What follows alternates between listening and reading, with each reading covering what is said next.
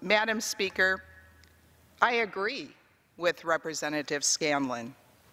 I want to open the government. Republicans want to open the government. Democrats want to open the government. So I respectfully ask House and Senate Democrats to stop holding our federal workers hostage. You know, on December 20th, I voted for, and Republicans voted for in the House, a bill right here, you're standing right here on December 20th, that would have kept the government open. And then we would not have had any of these discussions or need for these bills because the government would still be open. Unfortunately, not one Democrat member of the House voted for it. I too have federal workers in my district that are hurting. These great men and women that work hard each and every day of their life. Single mothers who are waiting for their paycheck. And so I call on my colleagues across the aisle to please come to the negotiating table. I believe the #1 rule, Negotiations 101, is you have to show up. And repeatedly, we have seen the Republicans and the President request the Democrat leadership to come and negotiate, give a counteroffer. They refuse to show up.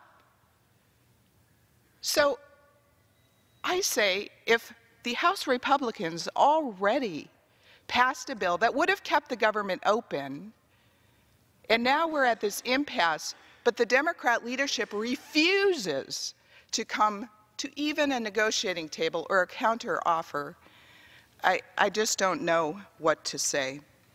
Well, Madam Speaker, once again, we have returned to the House floor to consider yet another short-term spending bill that once again is most likely going nowhere. For what is now the 4th time in 3 weeks, we have returned to the House floor on a rule to consider an appropriations bill as part of the majority's efforts to fund the government without working with President Trump. Unfortunately, we think this effort is just as short-sighted as the previous bills over the last couple of weeks, and today's rule is again destined to ignore the fundamental realities at issue. But first, as I said before, let's take a quick look at how we got to this point. On December 20th, the House of Representatives passed a bill that would have funded the government and prevented the shutdown. It included a continuing resolution through February 8th. It included disaster relief and funding for border security that the Democrats say they want, but are not listening to our own law enforcement on the border on their recommendations. That was a bill the majority of the Senate supported, and the President said he would sign. Unfortunately, as we all know, the Senate refused to take up the House measure, mostly because of their 60-vote rule, where they need Democrats to get on board, and parts of the government shut down when appropriations lapsed. Again, not one single Democrat in the House voted for this bill that would have avoided this whole entire partial government shutdown. On January 3rd, when the new Congress was sworn in, the House took up a continuing resolution through February 8th, only this time swept clean of essential disaster relief funding or funding for border security. To date, the Senate, as we know, has refused to take up this measure, and the President has said he would not sign it. And so, because it doesn't have additional money for border security. Last week, then again, the House took up 4 more spending bills that covered 4 of the outstanding 7 appropriations titles. Unfortunately, like the week prior, these bills also did not include funding for border security. Even more unfortunately, these bills were ones that were produced by the Senate alone during the last Congress, and that did not even reflect any work by or input from the House of Representatives. Just as publicly stated, the Senate has not taken up any of these bills during this Congress and has no plans to take this one up either. On Tuesday, the majority put up yet another continuing resolution, this one a suspension bill to fund the government through February 1st, but yet again omitting any funding for border security, which is the key ingredient to get negotiations done. That bill failed to reach the 2/3 threshold to pass under suspension of the rules. And then, yes, yesterday, the House took up a supplemental disaster appropriations bill that was intended only to provide just over $12 billion in necessary disaster relief for affected communities. This was a bipartisan bill. We could have passed it out of here. But instead of bringing up this bipartisan disaster relief bill to the floor, the majority chose to play politics once again and decided at the last minute to attach yet another continuing resolution to this bill, again without any border security funding, and again to fund the government through February 8th. That bill passed the House yesterday, yet there is no sign that the Senate ever has any intention of taking that bill up.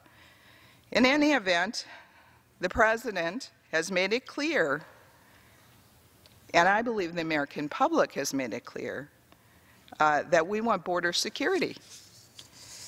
And that brings us to today. I have to tell you, I'm running out of ways to describe what the majority is doing, but I imagine the Speaker knows where I am going with this. Once again, the majority is bringing up yet another continuing resolution. This one goes to February 28th, and again with no funding for border security. And yet again, it is clear that if we pass this bill, the Senate will not consider it and the President will not sign it because it does not include funding for border security. We now see the common thread in all the majority is doing, bringing up bills again and again and again to fund the government without dealing with the fundamental problem. All of these repeated continuing resolutions are the same, only the date has changed. All of them fail to fund border security, which Americans have told us again and again they want and need. And all of them are continued avoidance of what needs to happen in order to end this shutdown.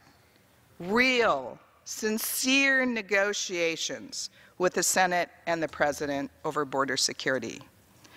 You know, I feel that this is an exercise in futility. The majority is failing to acknowledge the crisis happening at our southern border. As you know, I am a member of Arizona, a border state. When will the Democrats get serious about ending this government shutdown and come to the negotiating table to work out a deal that has a real chance of being signed into law?